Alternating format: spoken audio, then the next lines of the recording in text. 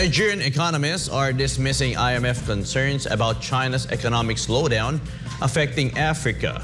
They insist that China has been instrumental to Africa's development and say instead, the West African nation should prioritize solving its internal economic challenges. For details, let's turn to this report from CGTN's Kelechi Emekalam in Abuja. Trade between Nigeria and China hit $23.9 billion in 2022, growing by 142% from 2016 to 2021. However, the International Monetary Fund, IMF's warning of China's economic slowdown potentially impacting Nigeria and Africa raises questions. IMF is talking based on its current projection about Chinese growth.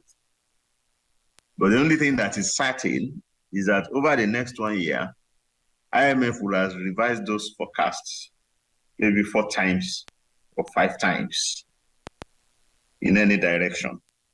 So IMF doesn't have any reliable model for forecasting anything. There are challenges with the Chinese economy. Nobody is denying that. But again, the commentaries also have to be proportional. I don't think that the situation is as serious as it's being painted. China has been a significant source of infrastructure financing for Nigeria, supporting major projects such as rail development, airport terminal expansions, as well as the rehabilitation and upgrading of key transportation routes. These endeavors are fueled by Chinese loans. Amidst the current economic landscape in China, there's speculation about potential impacts of future borrowing.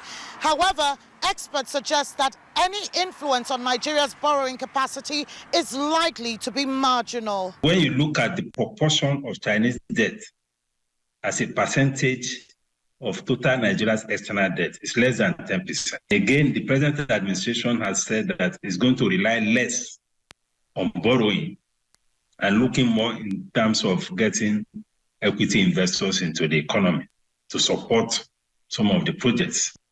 So we are not so dependent on what is coming from China, even going forward. So to that extent, we are not that vulnerable to what is happening to the Chinese economy. While economists call for a focus on Nigeria's internal economic challenges, including double-digit inflation and a reduced GDP, they stress the need for the nation to revive itself. Nigeria should be more worried about its own internal decline.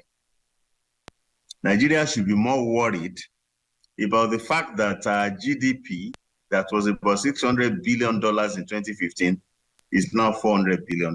There is nothing that is going to come out of China that should be more important to Nigeria than what could come out of Nigeria. In a recent development, China pledged a $2.5 billion investment in additional railway projects under the Belt and Road Initiative. This commitment aligns with China's broader focus on expanding investments across various sectors, notably in Nigeria's electricity and digital economy. Analysts view these strategic moves as catalysts for reinforcing collaboration between Nigeria and the Asian powerhouse. Kelechi Emekalam, CGTN Abuja, Nigeria.